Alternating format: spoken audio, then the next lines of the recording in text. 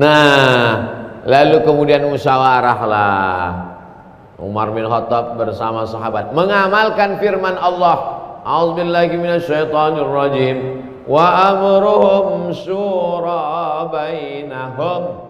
Orang beriman itu memutuskan perkara berdasarkan musyawarah. Dari dasar musyawarah inilah diambil ke adopsi ke Pancasila. Makanya di Pancasila itu ada tauhid, ketuhanan yang Maha Esa.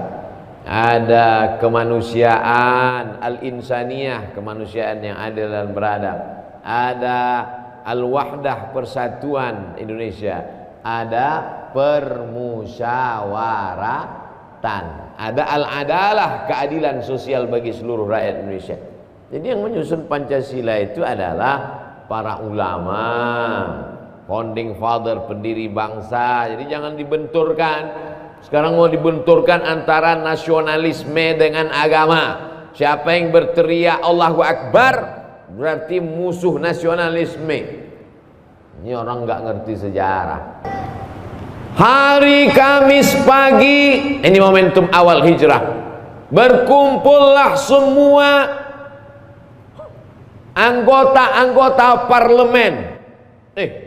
Apa ada parlemen waktu itu Pak Ustaz? Oke, kalau nggak setuju kepala suku, kepala suku ngumpul semua di sebuah tempat namanya Darun Nadwah. Masjid kita Darussalam. Bertemulah kepala-kepala suku di sana hari Kamis pagi, rapat parlemen. Agenda tertutup, bagaimana cara membunuh Muhammad sallallahu alaihi wasallam hari Kamis pagi. Bagaimana cara membunuh? Karena mereka sudah terganggu 13 tahun lamanya.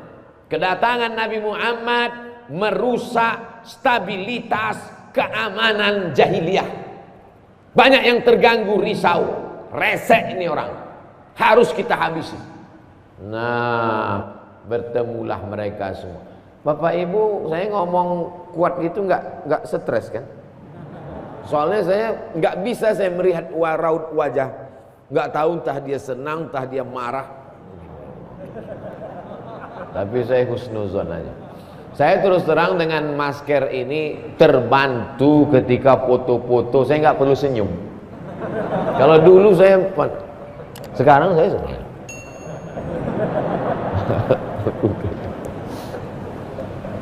Nah, lalu kemudian pagi Kamis agendanya adalah bagaimana ini menghabisi Muhammad sallallahu alaihi wasallam yang sudah merasuki banyak anak-anak muda terganggu dengan kedatangan dia. Ini orang mesti kita selesaikan dengan waktu yang secepat-cepatnya. Gimana kepala-kepala suku? Ada usul nggak mau menghabisi Muhammad?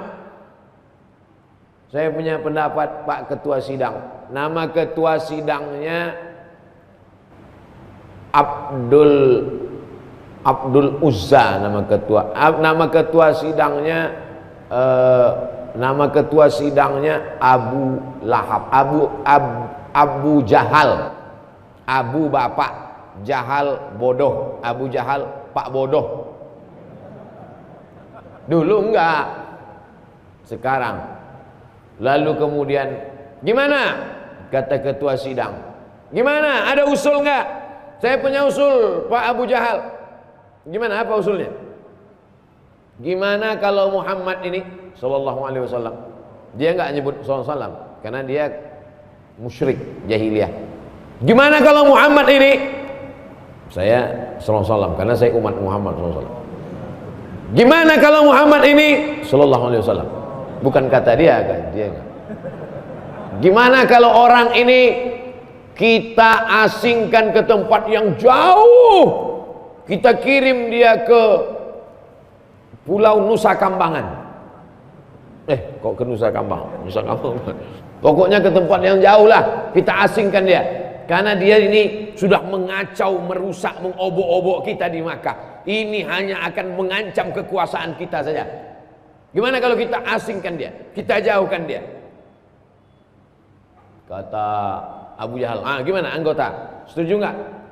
Apa pelajaran dari sini? Bahwa ternyata orang musyrik jahiliyah musyawarah juga. Jadi kalau ada ibu-ibu pengajian nggak suka musyawarah, itu lebih parah dari musyrik jahiliyah. Orang musyrik jahiliyah juga musyawarah. Pimpinan sidangnya Abu Jahal. Gimana kata Abu Jahal? Kata yang satu ada yang nggak setuju. Saya nggak setuju kalau dia kita buang ke sana. Kenapa? Ini orang karismatik. Dia punya aura kepemimpinan luar biasa. Kalau kita buang dia ke sana, nanti di sana dia punya banyak pengikut. Dan kalau pengikutnya itu datang kemari menghancurkan kita di Makkah, habis kita, tamat riwayat kita. Saya nggak setuju kalau dia kita buang. Ternyata umat Muhammad SAW ini seperti pohon kelapa, dimanapun dia dibuang dia akan tumbuh. Sedangkan umatnya yang jauh saja tidak bisa dibuang, apalagi sumber kemuliaan Muhammad SAW tak bisa dibuang. Akhirnya rapat dilanjutkan. Gimana sidang? Ada usul lagi enggak? Kata pimpinan sidang. Ada usul. Iya, apa usul kamu?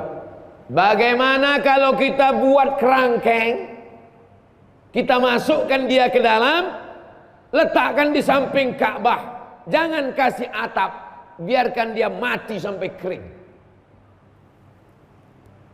Ini ekstrim, bukan es krim.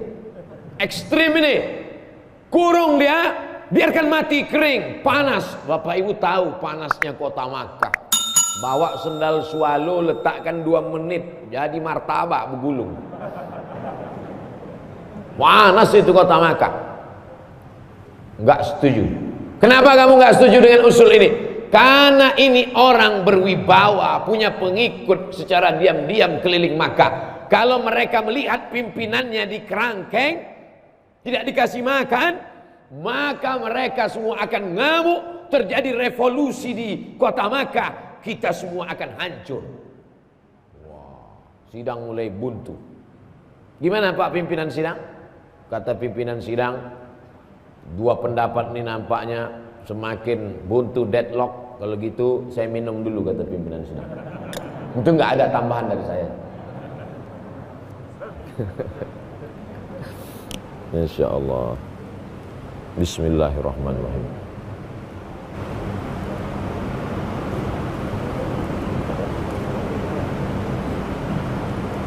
Minumlah air Darussalam. Dapatkan di Masjid Darussalam secepatnya. Dah, share.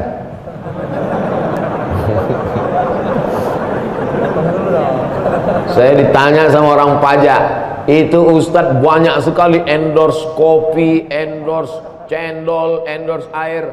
Ada ngambil royalti nggak? Demi Allah nggak ada royalti. Udah kekurangan duit orang ini.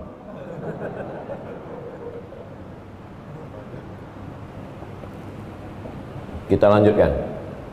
Berarti saya jadi Abu Jahal? Bukan.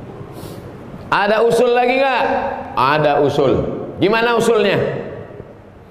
Bagaimana kalau tadi kalau dibuang jauh itu bahaya, kalau dibuat dekat itu juga bahaya. Ini usul yang paling mantap. Gimana caranya? Satu suku utus anak muda paling kuat. Satu suku cari siapa di antara suku ini anak muda yang paling kuat tangannya, masukkan ke dalam rumah Muhammad malam-malam, pancung kepalanya. Selesai.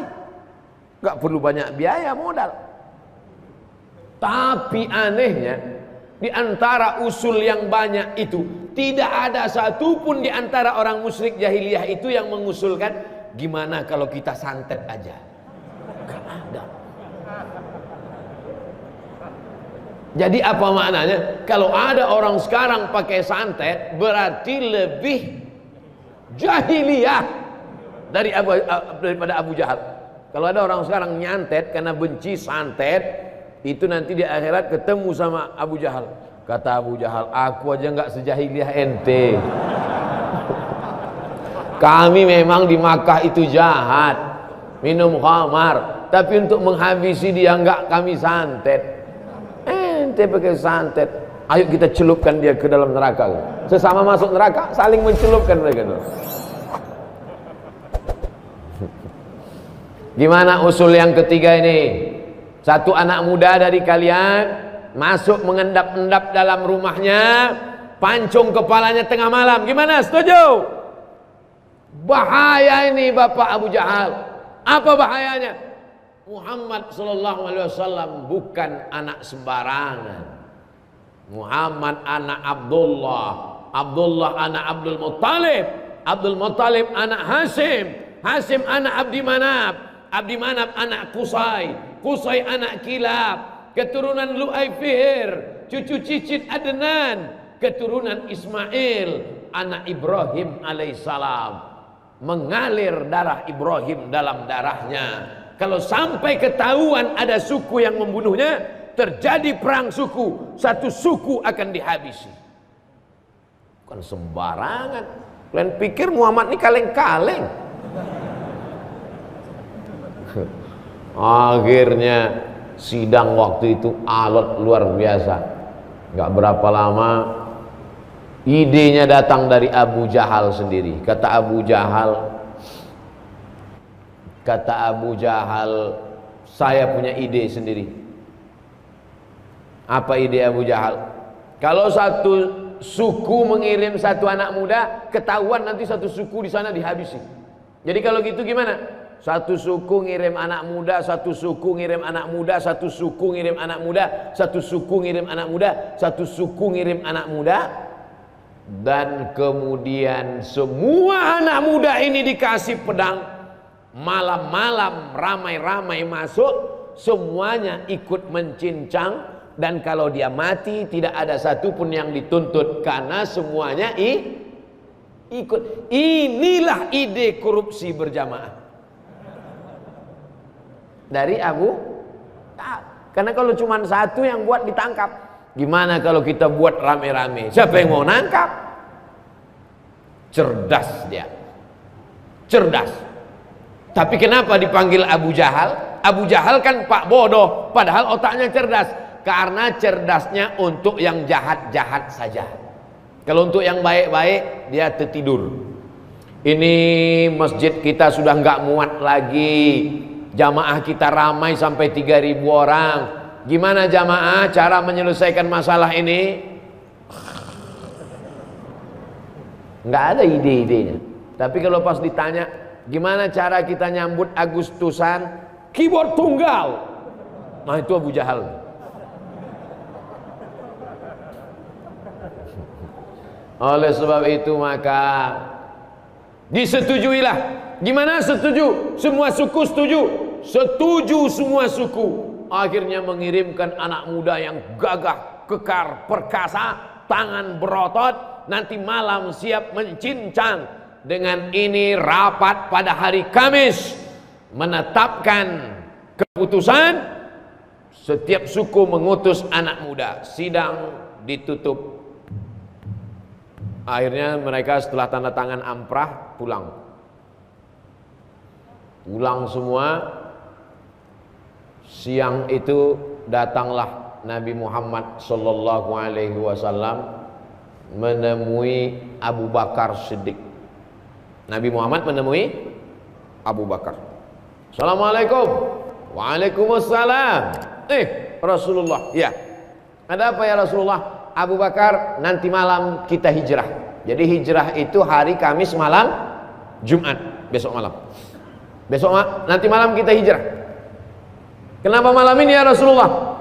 Karena nanti malam anak-anak muda akan masuk ke rumahku dan akan memancung kepalaku. Sebelum mereka beraksi, kita jalan. Pertanyaannya, itu rapat Kamis pagi tadi kan tertutup. Tidak ada satupun wartawan online yang diizinkan masuk. Kenapa Nabi bisa tahu? Ternyata rapat itu disadap. Penyadapnya bukan detektor, bukan alat. Penyadapnya siapa? Jibril alaihissalam. Inilah dalil rapat-rapat boleh